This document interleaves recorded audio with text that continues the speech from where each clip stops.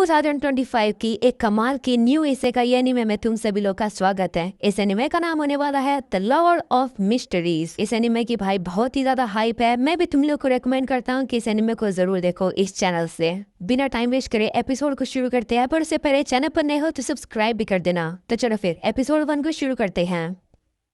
कहानी की शुरुआत में हम लोग को नरेटर बताता है कि बियॉन्डर्स की दुनिया के अंदर जो इंसान होते हैं वो काफी सारे बियॉन्डर एबिलिटीज को पा सकते हैं, पर ऐसा करने के लिए उन लोग को पोशंस लेने होंगे। ऐसे करके वो लोग डिवाइनिटी के पाथ पर पहुंच जाते हैं और ये जो पाथवेज होती हैं ये 22 होते हैं, जिनकी शुरुआत सीक्वेंस 9 से होती है। एक सीक्वेंस का नंबर जितना सबसे ज्यादा लो होगा उतनी ही एक बियॉन्डर की एबिलिटी ताकतवर होगी। जो पावरफुल सीक्वेंस बियॉन्डर होते हैं उनके पास घोर्स की पावर भी हो सकती है। इसी इवोल्यूशन को भी द पाथ ऑफ डिवाइन कहा जाता है। अगले सीन में हम लोग को सितंबर 9, 1349 की कहानी दिखाई जाती है। वहाँ पर हम लोग एक मोस्टर को निकलता हुआ देखते हैं और अब वहाँ पर एक बंदा आता है जो किल से लड़ रहा होता है। वो बंदा भी अब बताने लगता है कि ये दुनिया इल्यूजरी है और केओस हमेशा चलता रहता है और जो सुप्रीम एग्जिस्टेंस है वो डिवाइन ब्लेसिंग है। ऐसा बोलने के बाद अब वो उस मोस्टर से लड़ने के लिए आगे बढ़ता है और अब वो से लड़ने के लिए अपने कार्ड फेंकता है, पर उसके कार्ड इतने ज्यादा पावरफुल नहीं होते हैं जिसकी वजह से मोस्टर उसके ऊपर हमला करके उसे मार देता है, जिसकी वजह से वो बंदा भी अब नीचे गिर जाता है और अब उसका काफी खून निकलने लगता है। इसके बाद हम लोग अब देखते हैं कि वो काफी बड़ा मोस्टर अब फट जाता है, जिसकी वजह से वहाँ एक काफी बड़ा धमाका होता है जिसमें सारी चीज तबाह हो जाती है। इसके बाद अब अगले सीन में हम लोग अब एक प्लेन को देखते हैं। उसमें से अब एक बंदा निकल कर नीचे गिर जाता है और अब वो बंदा अब नीचे ही गिर रहा होता है। उस बंदे को अब दर्द हो रहा होता है, पर अब जैसे वो अपनी आँख खोलता है वो देखता है कि वो तो एक अलग ही जगह पर आ चुका है।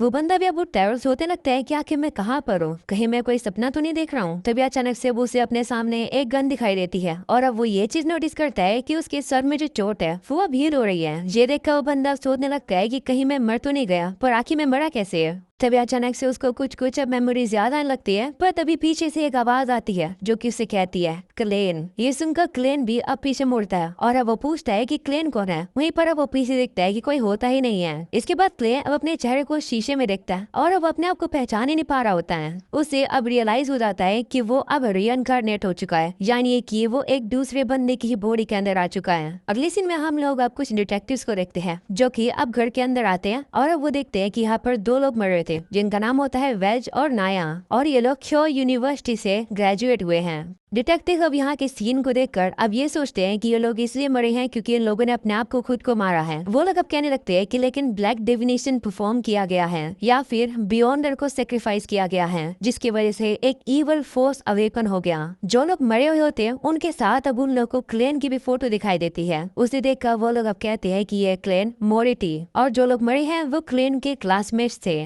क्लेन के पेरेंट्स भी मर चुके हैं, इसलिए क्लेन अपने सिबलिंग्स के साथ रहता है। इसके बाद अब क्लेन भी हमें अपने बारे में बता रहा होता है। वो कहता है कि मैं टिंगिन सिटी का एक सिटीजन हूँ, वो भी उआ काउंटी का, जो कि नॉर्दर्न कॉन्टिनेंट के लियोन किंगडम में पड़ता है। वो कहता है कि क्लेन हाल फिलहाल में ही ग्रेजुएट हुआ है और उसको फेसेक और हर्मिस को उसने यूनिवर्सिटी से सीखा है। इसके बाद क्लेन अब अपनी ही डायरी को देखता है। उसमें लिखा होता है कि May 29 को वेल्ट से देखने के लिए आया था। वो कह रहा था कि उसे एक एंशिएंट नोटबुक मिली है। इसके बाद अब उस डायरी में 20 जून के बारे में लिखा हुआ था। उसमें लिखा हुआ था कि उन लोगों ने उस एंशिएंट बुक के पहले पेज को सोल्व कर लिया। उन लोग को पता चलता है कि ये नोटबुक 4th इपोच की है। इसका राइटर एंटीगोनस फैमिली से आया था। वहीं पर एंटीगोनस फैमिली के बारे में अब उन डिटेक्टिव को ये पता चलता है। इसके बाद क्लेन डायरी को फिर से पढ़ना कंटिन्यू करता है। वो उसमें पढ़ता है 21 जून, 22 और 25 जून के बारे में। उसमें वो पढ़ता है एंटीगोनस और ब्लैक एम्परर के बारे में भी। साथ में उसके अंदर लिखा होता है टूडोर किंगडम, जिसमें हॉर्नेशियस माउंटेन रेंज के बारे में भी लिखा होता है। क्लेन ने डायरी में लिखा था कि क्या ये जितनी भी अजीब चीजें हैं क्या ये असली हैं। इसके बाद अब डायरी में 28 जून के बारे में लिखा होता है। उसे देखकर क्लेन अब सोचने लगता है कि आखिरकार 27 जून की कोई एंट्री क्यों नहीं है डायरी के अंदर। तभी क्लेन को अब डायरी में एक ऐसा पेज मिलता है जिसपे लिखा हुआ था कि सभी लोग मर जाएंगे, साथ नहीं मैं भी मरूंगा। ये सुनने के बाद हमारे मेन कैरेक्टर सोचने लगता है कि आखिरकार क्लेन ने ऐसा क्यों लिखा। वो अब ये सब कुछ अब सोच ही रहा होता है, तभी वहाँ पर एक लड़की उसको ढूंढते आ रही होती है। ये देखकर क्लेन जल्दी से अब उस डायरी को छुपा देता है। साथ में वहाँ पर जो खून लगा हुआ था वो उसे भी छुपाने लगता है। इसके बाद अब वो लड़की गेट खोलकर अब आने वाली थी, तभी क्लेन नोटिस करता है कि उसने तो गन को छुपाया ही नहीं है। ऐसे वो जल्दी से जाकर अब गन को छुपाने लगता है। तभी वो लड़की अब वहाँ पर आ जाती है। हमें पता चलता है कि ये लड़की का नाम मेलिसा है और एक क्लेन की छोटी बहन है और एक ब्लैक लर्न यूनिवर्सिटी की स्टूडेंट है। वो क्लेन से कहने लगती है कि क्या तुम रात में फिर से जगे हुए थे पढ़ने के लिए। तो अब उसे पूछती है कि तुम क्या कर रही हो। तो क्लेन कहता है कि मैं अभी भी उठाऊं, इसे मैं सफाई कर रहा हूँ। वही क्लेन अब जल्दी से छुप कर अब उस गन को साइड में ड्रॉअर के अंदर रख देता है, जिसकी वजह से हल्की सी आवाज लाती है। इस आवाज को मेलिसा भी सुन लेती है और वो कहती है कि आवाज क्या थी। तो क्लेन अब उसे कहता है कि मेरी घड़ी टूट गई है। ये सुनकर मैंने साहब उसकी घड़ी को ठीक कर देती है और वो वहाँ से जाने लगती है। जो देखकर क्लेन अब कहने लगता है कि ये तो कितनी अच्छी है, ये अपने बेवकूफ बाइक की केयर कर रही है। इसके बाद अब क्लेन अब वापस इस शीशे में देखता है और अब वो नोटिस करता है कि उसकी जो चोट थी, जो सर पर उसके लग गई थी गन, वो चोट अब हील हो चुकी है। जो देखकर क्लेन कहता है कि क्या ये रिइनकार्नेट होने का फायदा है। हमारे मेन कैरेक्टर अब सोचने लगता है कि आखिरकार क्लेन ने अपने आप को ही क्यों मारा। मेरे दिमाग में क्लेन की जो मेमोरीज है वो इतने अच्छे से आ नहीं रही है। मेमोरीज आधी अधूरी है, इसलिए मुझे डिटेल में नहीं पता, पर एक बात के लिए मैं श्योर हूँ, इन सब का लेना देना उसी एंशिएंट नोटबुक से ही होगा। इसके बाद वो सोचने लगता है कि वैसे आखिरकार में रिइनकार्नेट हुआ कैसे और क्यों, मैं तो बस अपना काम कर रहा था। तभी उसे रियलाइज होता है और कहता है कि डिनर करने से पहले मैंने लक एनहांसमेंट रिचुअल को किया था। वो अब इन सब के बारे में सोच रहा होता है। तभी वहाँ पर मेलिसा उसका खाना लेकर आ जाती है और कहती है कि तुम इसे खाओ और मैं जा रही हूँ स्कूल में। जाते हैं वो अब क्लेन से कहते हैं कि याद रखना फ्रेश ब्रेड को खरीदना, जो कि 8 पाउंड के आएंगे। जल्दी से उन्हें खरीद लेना, नहीं तो वो गर्मी में बेकार हो जाते हैं। और थोड़े बहुत लैम्प और पीस भी ले लेना, क्योंकि वैसे भी तुम काफी हार्ड वर्क कर रही हो जॉब पाने के लिए, तो मैं तुम्हारे लिए अच्छा खाना बनाना चाहती हूँ। वैसे आज मैं घर थोड़ा लेट आऊंगी, तो थोड़ा वेट करना। ऐसा बोलने के बाद वो वहाँ से चली जाती है। वहीं पर क्लेन भी अब उसे बाय करते हैं और अब वो कहता है कि मेलिसा मुझे माफ करना, जब तुम वापस आओगी तब शायद मैं यहाँ पर होऊंगा ही नहीं। इसके बाद अब क्लेन वापस से अब उस गन के बारे में सोचने लगता है। वो कहता है कि रिवॉल्वर काफी ज्यादा लाउड होगी ना जब भी बजेगी, पर मेलिसा ने आवाज क्यों नहीं सुनी, जबकि उसका रूम तो अगले ही साइड है। वो अब कहता है कि यहाँ पर मैं जितनी देर रुकूंगा उतना ही मेरे लिए खतरा है। बेहतर रहेगा कि मैं लक एनहांसमेंट रिचुअल को फिर से ट्राई करूँ, जिससे कि मैं अपनी दुनिया में वापस जा सकूँ, यानी कि मैं फिर से अपनी पहले वाले बोरे के अंदर जा सकूँ। अगले सीन में अब वो ब्रेड खरीदने के लिए आ जाता है, वो भी 8 पाउंड की। वही दुकानदार भी अब क्लेन से कहती है कि तुम ग्रेजुएट हो चुकी हो ना, वैसे भी तुम काफी कमाल के हो। मुझे विश्वास है कि तुम काफी जल्द एक नौकरी ढूंढ लोगे और एक नई जगह पर मूव हो जाओगे। क्लेन अब ब्रेड ले रहा होता है, तभी नोटिस करता है कि कोई उसे घूर रहा था, पर जैसे वो उसकी तरफ देखता है वो बंदा वहाँ से चला जाता है। इसके बाद अब क्लेन भी वहाँ से ब्रेड लेकर चला जाता है। वो अब वहाँ सूरज को देखकर कहता है कि ये तो बिल्कुल सिमिलर लग रहा है। जो देखकर क्लेन अब कहता है कि देखकर लगता है कि ये एक पैरेलल यूनिवर्स है। क्लेन अब वहाँ से जाने वाला होता है, पर अब वो देखता है कि वहाँ पर लोग तो कार्स वाला गेम खेल रहे थे। जो देखकर क्लेन कहता है कि ये लोग तो लैंडलॉर्ड गेम खेल रहे हैं, इनके पास भी ये गेम है क्या, यानी कि इस दुनिया के अंदर भी। वो कहता है कि अब से 100 साल पहले इंटेस एम्पायर के अंदर रोजेला गुस्ताव ने इस गेम को इन्वेंट किया था। उसी बंदे ने टैरो रीडिंग को भी इन्वेंट किया था, साथ में स्टीमशिप को भी। उसने स्प्रिंग फेस्टिवल को भी प्रमोट किया था।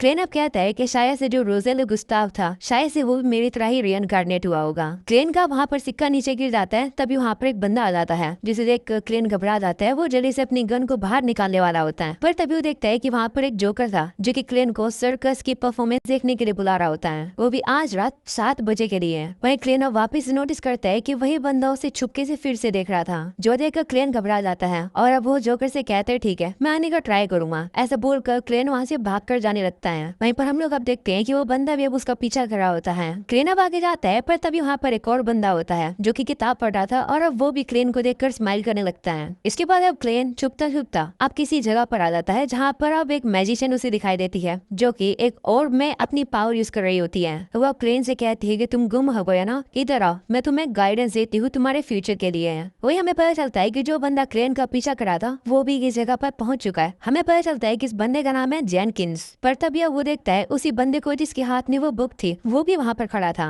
उसे देखकर जेनकिंस वहाँ से चला जाता है। दूसरी तरफ क्लेन भी अब उसी बंदे को ढूंढ रहा होता है और कह रहा होता है कि आखिर वो कहाँ गया। दूसरी तरफ अब वही जादूगरनी अब क्लेन से कहती है कि जो लाइफ है वो अनप्रिडिक्टेबल है, तुम्हारी डेस्टिनी में क्या होने वाला है तुम्हें नहीं पता है, पर ये टैरोट कार्ड तुम्हारी मदद करेंगे मिस्ट्रीज में झांकने के लिए और पता लगाने के लिए। क्लेन भी अब टैरोट रीडिंग के बारे में सुनकर कहता है कि ये तो अर्थ पर हुआ करती थी, इसका ये मतलब है कि रोजेले सही में ही से गाइड हुआ था। तभी वो लेडी अब क्लेन से कहती है कि तुम मेरे एक पहले कस्टमर हो, तो आओ तुम्हारी टैरोट रीडिंग में फ्री में करूंगी। तो क्लेन भी अब नीचे बैठ जाता है। वो उससे कहता है कि एक सेकंड रुको, जो तुम इंटरप्रेट करोगी कार्ड को, क्या वो भी फ्री है? ये सुनकर वो लड़की अब फंस जाती है और अब उसे हाँ बोलना पड़ता है। ये सुनकर क्लेन भी अब मन में हंसता है और अब वो कहता है कि जो भी फ्री चीज होती है वो ग्रेट प्राइस पर परी मिलती है। इसके बाद वो लेडी अब रीडिंग करना शुरू करती है। वो क्लेन से कहती है कि तुम क्या जानना चाहते हो, जिस पर वो कहता है कि मैं अपने पास्ट, प्रेजेंट और फ्यूचर के बारे में जानना चाहता हूँ। तो वो लेडी कहती है ठीक है, तुम इन कार्ड्स को शफल करो और यही क्वेश्चन को अपने दिमाग में पूछते रहो। तो क्लेन कहता है कि ठीक है, मैंने इसे ऑलरेडी कर दिया है, आप शुरू करो।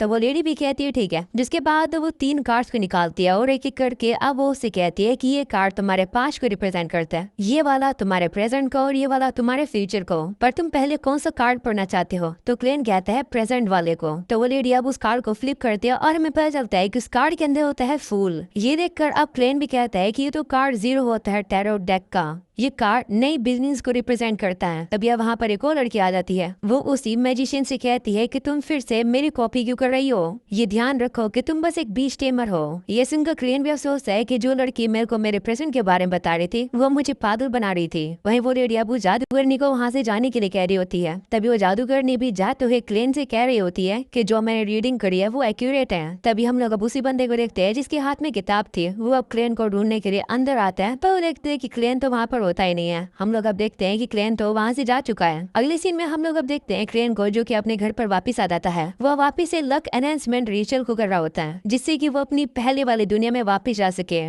हम अब देखते हैं कि क्लेन रिचुअल को शुरू कर देता है जिसके वजह से वहाँ पर जितने भी कागज होते हैं वो अब उड़ने लगते हैं, पर अभी भी कुछ होता नहीं है। जो देखकर क्लेन कहता है कि आखिर ये कैसे हो सकता है। तभी अचानक से क्लेन अब देखता है कि उसके सर में अब काफी दर्द होने लगा है और हम लोग अब देखते हैं कि उसके ऊपर एक रेड मार्किंग सी भी आने लगती है। हम लोग अब देखते हैं कि क्लेन ने जितने भी वहाँ पर टेलिस्कोप बनाए थे वो भी अब वहाँ से गायब हो जाते हैं।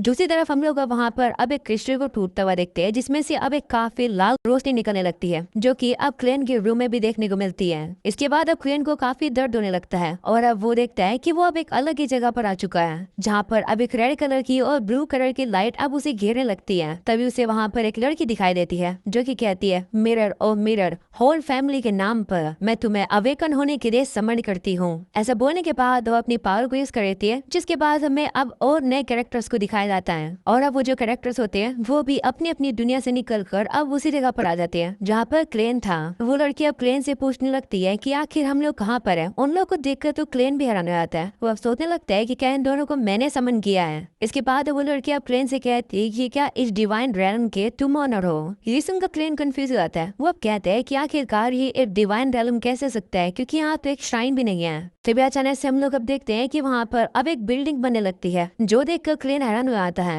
और कहता है ये कहीं ऐसा तो नहीं है कि मैं ग्रे फोक को यूज कर सकता हूँ, वो भी एक गेम हैक की तरह। हम लोग अब देखते हैं क्लेन अपनी पावर को यूज करता है जिससे कि अब वहाँ पर अब कुछ चीजें आने लगती है। ये देखकर क्लेन को रियलाइज हो जाता है कि हाँ ये सब कुछ वही कर रहा है। तभी वो लड़का भी अब क्लेन से कहता है कि आखिर मैं कहाँ पर हूँ और तुम कौन हो। तो अब क्लेन सोचता है, वो कहता है कि मैं जो मिंग रुई हूँ या फिर मैं क्लेन हूँ। तभी हम लोग अब देखते हैं क्लेन अब जाकर सिंहासन पर बैठ जाता है और अब वो भारी आवाज में उनसे कहने लगता है कि तुम लोग मुझे। तभी हम लोग अब देखते हैं कि वहाँ पर अब और 20 सीट्स बनने लगती हैं जिसके बाद अब वो उनसे कहता है कि तुम लोग मुझे बुला सकते हो फूल। तो वो बंदा भी अब कहता है ठीक है मिस्टर फूल, ये बताओ कि आखिर तुम क्या चाहते हो। तो फूल कहता है कि ये एक अटेम्प्ट है। जो सिंह वो लड़की कहती है कि क्या आपका अटेम्प्ट पूरा हो गया, क्या हम लोग अब यहाँ से जा सकते हैं। जिस पर फूल कहता है हाँ, अगर तुम मुझसे ऑफिशियली पूछो तो हाँ मैं तुम्हें घर भेज सकता हूँ। क्लेन अब सोचने लगता है कि ये जो लड़की है ये लड़की काफी ज्यादा इनोसेंट लग रही है, पर ये जो लड़का है ये काफी ज्यादा शांत और सावधान है, तो मुझे नहीं पता कि ये कैसा है। जिसके बाद वो लड़की भी अब कहने लगती है कि कितना अमेजिंग एक्सपीरियंस है, मुझे ऐसी ही मिस्ट्रीज चाहिए थी, सुपर नेचुरल मिरेकल। इसके बाद वो क्लेन से कहती है कि मुझे क्या करना चाहिए एक बियॉन्डर बनने के लिए। ये सुनकर क्लेन हैरान हो जाता है। वो सोचने लगता है कि आखिर बियॉन्डर क्या होता है। बात टालने के लिए क्लेन अब उस बंदे से कहता है कि इसका जवाब ये बंदा देगा। इसके बाद वो बंदा सोचने लगता है कि यहाँ जो ये लड़की है ये एक लियोन नोबल लगती है और मैं सोनिया सी से हूँ, हम दोनों तो काफी दूर रहते हैं, तो आखिर इस फूल ने ऐसा कर कैसे दिया, हम लोग को यहाँ कैसे ले आया। इसके बाद वो बंदा उस लड़की से कहता है कि तुम लियोन से हो ना, एक बियॉन्डर बनने के लिए तुम्हें चर्च ऑफ एवरनाइट गॉडेस को ज्वाइन करना होगा,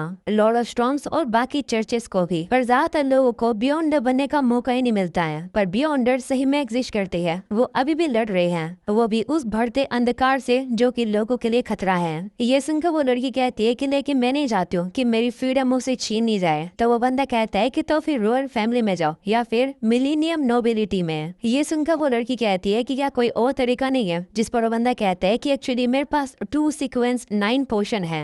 ये सुनकर क्लेन और वो लड़की दोनों ही हैरान हो जाते हैं। वो बंदा बताता है कि एक पोर्शन को सेरा कहते हैं और दूसरे को ऑडियंस। ये सुनकर क्लेन अब सोचने लगता है कि जिनके बारे में ये बात कर रहे हैं सुनने में तो ये सुपर नेचुरल पावर लग रही है, वो भी अलग अलग एट्रीब्यूट्स की। जो सीक्वेंस है वो एबिलिटी लेवल होता है। क्या जो ग्रे फोक है और जो ट्रांसमाइग्रेशन है, क्या ये बियॉन्ड की पावर का कोई नतीजा है? इसके बाद वो लड़की अब फूल से कहती है कि मैंने इस बंदे के साथ एक डील कर ली है, मैं एक रिक्वेस्ट करना चाहती हूँ, हम लोग जो पैक्ट बनाएंगे क्या आप उसको विटनेस कर सकते हो? तो क्लेन भी कहते हैं ठीक है। जो सुनकर वो लड़की खुश हो जाती है और कहती है कि क्या आप और गैदरिंग्स भी कर सकते हो? ये सुनकर क्लेन भी सोचता है कि ये कैसे किया जाता है। तभी वो लड़का अब उससे कहता है कि आपके पास हमारी इमेजिनेशन के भी परे वाली पावर्स हैं। ये लड़की और मैं मिलकर छोटे मैटर्स को संभाल लेंगे, आपको इन्हें हैंडल करने की जरूरत नहीं है। वहीं पर फूल भी अब सोचता है कि गैदरिंग्स को करने से मेरे सीक्रेट्स एक्सपोज हो सकती हैं, पर मिस्टीरियस रैन के साथ कांटेक्ट करने से मेरे घर जाने के चांसेस बढ़ सकते हैं। मुझे अपने फियर्स को ओवरकम करना पड़ेगा। वो अब उनसे कहता है कि जो गैदरिंग है वो हर मंडे 3 PM को होगी, इस बात को सीक्रेट रखना। तो वो लड़की भी कहती है ठीक है। इसके बाद वो लड़की अब उस बंदे से कहती है कि क्या हम लोग भी अपना कोई कोड नेम रख लें, क्योंकि हम लोग अपने असली नाम थोड़ी यूज कर सकते हैं। जिस पर फूल भी कहते हैं कि हाँ अच्छा आइडिया है। तभी वो अब देखता है कि उसके रूम में कोई नॉक करके आने लगता है, पर क्लेन तो गेट ही नहीं खोल सकता है क्योंकि वो तो जमीन पर बेहोश पड़ा है। इसके बाद वो लड़की भी अब कहने लगती है कि फूल ने अपना कोड नेम एक टैरोट कार्ड के ऊपर रखा है, तो मैं भी ऐसे ही कुछ रखूंगी। मैंने डिसाइड कर लिया है, मेरा कोड नेम होने वाला है जस्टिस। ये सुनकर वो बंदा भी अपना नाम एक टैरोट कार्ड के नाम पर रखता है, जो की होता है हैंग्ड मैन। वो लड़की भी अब कहने लगती है कि अब हम लोग टैरोट क्लब के मेंबर्स हो चुके हैं। दूसरी तरफ क्लेन के सर में अब दर्द होने लगता है। वो अब कहता है कि मैं अपना स्टेमिना खो रहा हूँ। तो वो अब ज्यादा देर तक हैंडल नहीं कर पाता है, इसलिए वो अब उन दोनों को शांत होने के लिए कहता है, क्योंकि वो दोनों आपस में काफी बातें कर रहे थे। क्लेन अब कहता है कि ये गैदरिंग यही खत्म होती है। ऐसा बोलने के बाद वो इस जगह को खत्म कर देता है, जिसके बाद वो लड़की और वो लड़का अब वापिस अपनी पहली वाली जगह पर पहुंच जाते हैं। दूसरी तरफ क्लेन को भी हो जाता है। वो पूछता है कि कौन नॉक कर रहा है, तो वो बंदा अब उसे कहता है कि हम लोग पुलिस है। ये सुनकर क्लेन घबरा जाता है और वो जल्दी से अपनी गन और बाकी के सामानों को छुपा देता है। क्लेन वहाँ पर की होल से देखता है और वो ये देखकर काफी घबरा जाता है, क्योंकि उसके सामने अब एक इंस्पेक्टर है। क्लेन अब गेट खोलता है और वो कहता है माफ करना, मैं सो रहा था। तभी क्लेन अब देखता है कि वहाँ पर तो वही बंदा होता है जिसके हाथ में किताब थी। क्लेन अब उसे देखकर कहते हैं कि तुम तो वही हो जो मेरा पीछा कर रहे थे। तो वो बंदा भी कहते हैं हाँ। इसके बाद वो अपना नाम बताता है। उसका नाम होता है लियोनार्ड मिचेल और वो एक पुलिसमैन है। ऐसे बोलकर अब वो अंदर आ रहा होता है, जो देखकर क्लेन कहता है कि तुम अंदर क्यों आ रहे हो। तभी अब वहाँ पर एक और बंदा आ जाता है, जो कि क्लेन से कहता है कि जरा शांत हो जाओ, हम लोग बस छोटी सी इंक्वायरी कर रहे हैं। हमें पता चलता है कि इस बंदे का नाम है डन स्मिथ। ये सुनकर क्लेन अब उनसे कहता है कि क्या नाया और वेल्च ने सही में खुद की ही जान ले ली है। जिस पर डन कहता है कि हाँ, सीन देखकर तो ये लगता है। वहीं क्लेन कहता है कि मेरे हिसाब से तो वो लोग पोजेस हो गए थे। तभी लियोनार्ड अब क्लेन की डायरी पढ़ लेता है और वो कहता है कि कितनी इंटरेस्टिंग चीज इसमें लिखी है कि सभी लोग मर जाएंगे और मैं भी। ये देखकर अब वो क्लेन से कहता है कि जरा समझाओगे कि आखिर इसका मतलब क्या है। ये सुनकर क्लेन अब घबरा जाता है। क्लेन अब कहता है कि मुझे नहीं पता कि ये क्या है, मुझे याद ही नहीं है। ये सुनकर डन अब कहता है कि एविडेंस हम लोग को मिले हैं कि तुम उनके घर पर 27 को गए थे। तो क्लेन कहता है कि मुझे ये भी नहीं पता, मुझे पता है कि तुम लोग विश्वास नहीं करोगे, पर मैं अपनी ही डायरी को देखकर गैसेस करता हूँ। तो डन कहता है कि मिस्टर मैकगवर्न के पास एक गन मिसिंग है, मुझे विश्वास है कि हम लोग को वो गन यही मिलेगी, है ना। ये सुनकर क्लेन घबरा जाता है और वो बताता है कि उसने वो गन कहाँ छुपा रखी है। तो डन भी अब जाकर इस गन को लेने लगता है और अब वो क्लेन से पूछता है कि क्या कोई और बात है जो कि तुम हमें बताना चाहते हो। जिस पर क्लेन कहता है हाँ, कल रात ने मैं आधी रात में उठा और देखा कि मैं अपने आप को मार ही नहीं पाया। उसके बाद मैं अपनी याददाश्त खोना शुरू कर गया। ये सुनकर डन कहता है कि तुम पागल हो। जिस पर क्लेन कहता है कि नहीं, मैं सच बोल रहा हूँ। जिस पर डन कहता है कि इससे भी मैं कुछ बिलीव नहीं कर सकता हूँ, तो मैं साइकिक वेरिफिकेशन पास करनी पड़ेगी जिससे कि ये पता चल सके कि तुम पागल हो या नहीं। वो तुम्हारे गुम हुई मेमोरीज को शायद से रिकवर कर पाएगी।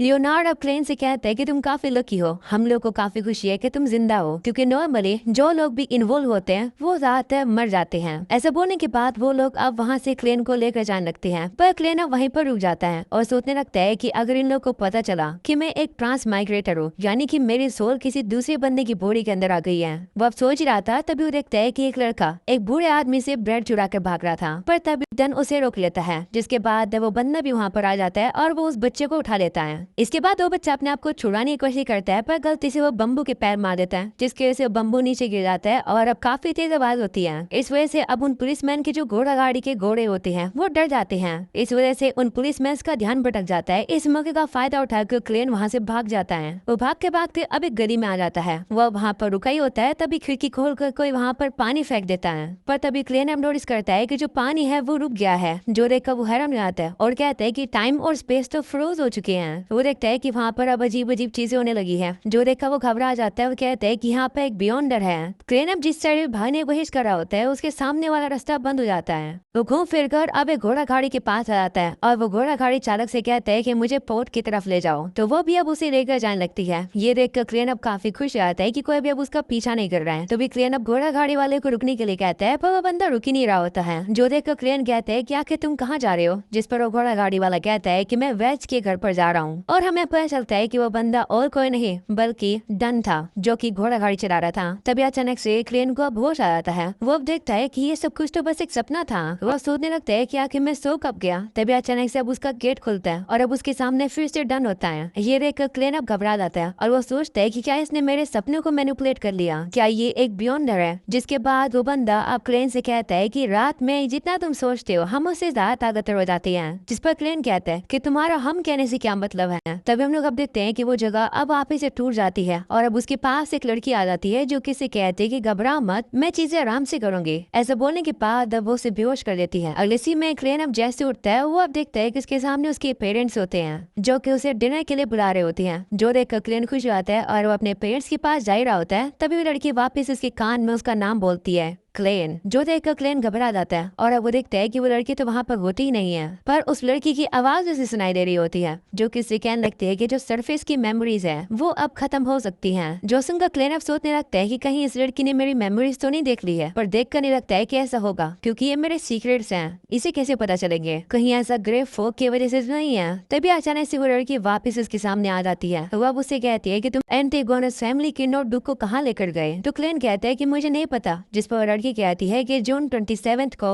वेल्स के घर पर क्या हुआ था? जिस पर क्लेन कहता है कि मुझे नहीं पता। तो वो लड़की अब उसे पूछती है कि जब वो लोग मरे तब तुम क्या कर रहे थे? ये सब सुनकर क्लेन अब घबरा जाता है। तब उसके हाथ में अब वही गन आ जाती है जिससे वो चलाकर अपने आप को फिर से मार लेता है। पर तभी अचानक से उसे वापिस से होश आता है। वो कहता है कि क्या मैंने टेस्ट पास कर दिया? वहीं पर अब वो उस लड़की को और डन को आपस में बात करता हुआ देखता है। वो लड़की अब डन को बताती है कि मैं इस चीज की श्योर हूँ कि इस बंदे ने अपने आप को ही गोली मार ली, पर ये नहीं पता कि आखिर ये जिंदा कैसे है। और रही बात इसकी मेमोरीज की, वो बिल्कुल वेल्च और नाया की सोल्स की तरह है, यानी कि है ही नहीं, गायब हो गई। वो कहती है कि जो पावर इसे अफेक्ट कर रही है वो काफी फियरफुल है। आज से पहले मैंने कभी इतना ट्रिकी केस नहीं देखा। वो अब डन से कहती है कि तुम केयरफुल रहना। जिस पर वो भी कहते हैं हाँ, जो एंटीगोनस फैमिली की नोटबुक है वो मिसिंग है। वो अब क्लेन से कहता है कि तुम अभी भी खतरे में हो, हम तुम्हारे बेबी सीटर्स नहीं है, हम तुम्हें सेफ नहीं रख सकती हैं। या फिर क्या तुम हमें ज्वाइन करना चाहोगे और एक बियॉन्डर बनना चाहोगे?